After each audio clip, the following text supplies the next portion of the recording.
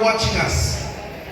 You know, ASEAN is one of the regions in the world with the strictest laws against illicit drugs.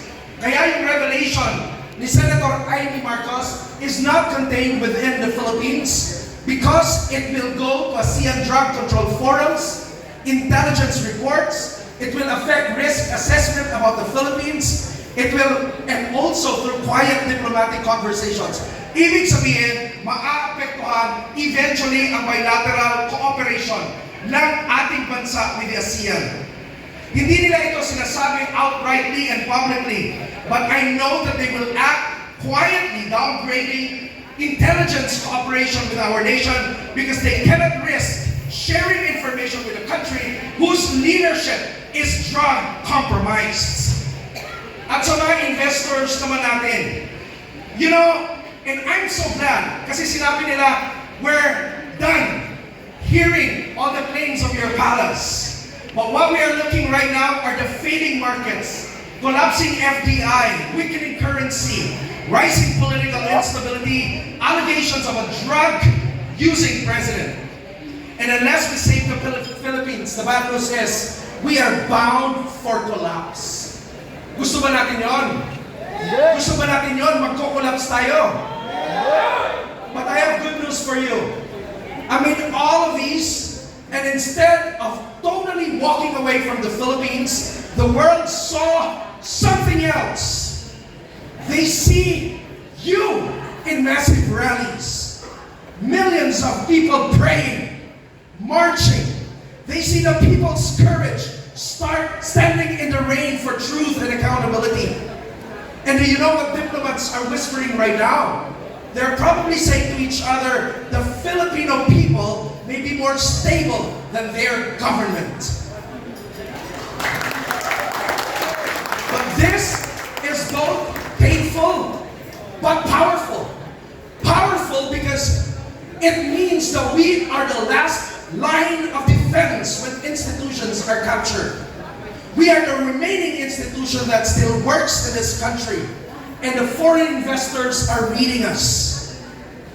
Now, naririnig natin yung idea floating around about other groups on the idea of transition council, a caretaker, a revolutionary setup to bypass succession and avoid letting Sara Duterte, VP Sara Duterte assume office if Marcos steps down. Pero ang katotohanan, my friends, and I don't understand why this is being talked about even in media, and DILG hindi pumapalag dito. Because a transition council, truth is, it is a power grab disguised as reform. Yeah. It is a coup in slow motion.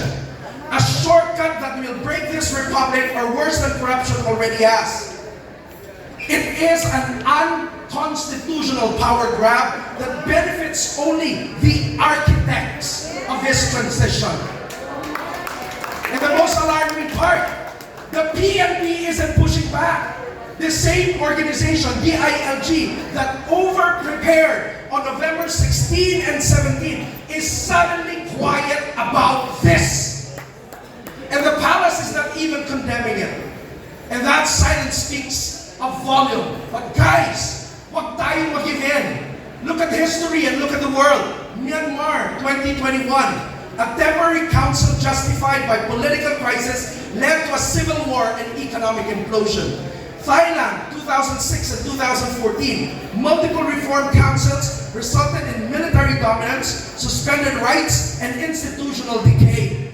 Egypt, from 2011 to 2013, a transition council captured by competing elites collapsed into authoritarian rule. Sudan, 2019, a shared civilian-military council promised stability.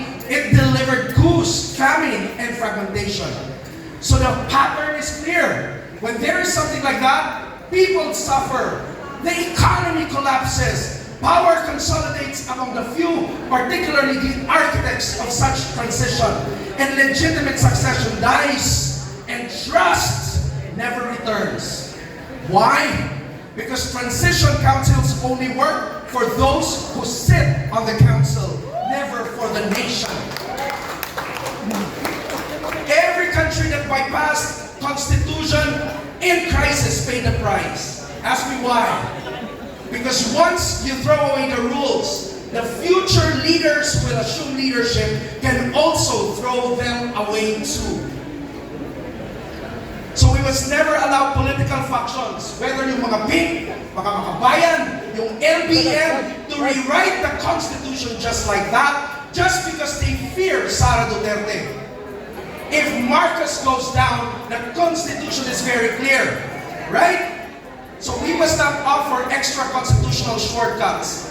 And friends, PNP might be silent right now, institutions might be timid, political blocs might be scheming, but the Filipino majority still holds the final say. Tayo yun!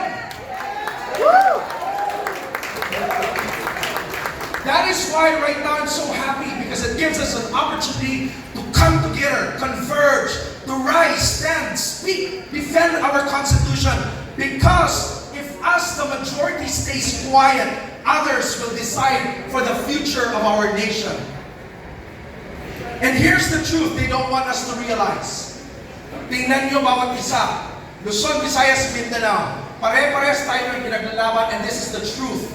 We are still the constitutional majority. Yes. Yes. They may be winning the propaganda war, but we are the majority. And as the constitutional majority, today we are awake. The majority is angry. The majority wants accountability. The majority rejects corruption. But media tries to drown our voice. Surveys try to manipulate perception. The administration and its allies try to divide our unity. Propaganda tries to make us feel outnumbered. But that is not the truth. We are not outnumbered. We are just outshouted.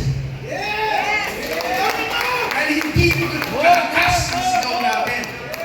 And friends, even if we are the majority and we have the numbers, understand that unused numbers can also become numbers unseen. Pag hindi lumakas ang boses natin, parang hindi tayo nag-exist. But thank God, today we write history. This is the coalition that will change that. Yeah. So NCR must rise, Luzon must rise, Visayas must rise. One voice, one pressure, one stand, one republic. Because you know what? No investor, no ally, no institution will save us if we, the people, do not rise first. Remember this. A nation collapses when people wait for permission to act. Ang problema natin, naghihintayan tayong lahat. But a nation rises when people move even without permission. Right.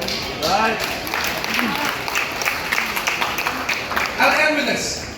This is a battle not just of politics, but of moral obligation, of civic duty, of love of country, of loyalty to God and to the future generation.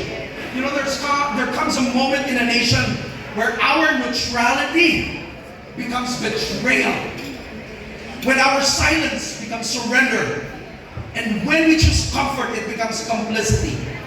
But when that moment comes, we decide, are we gonna kneel to corruption? Or will we stand for our country? Will we hide in fear? Or will we rise in courage? Will we pass this crisis to our children? Or confront it now?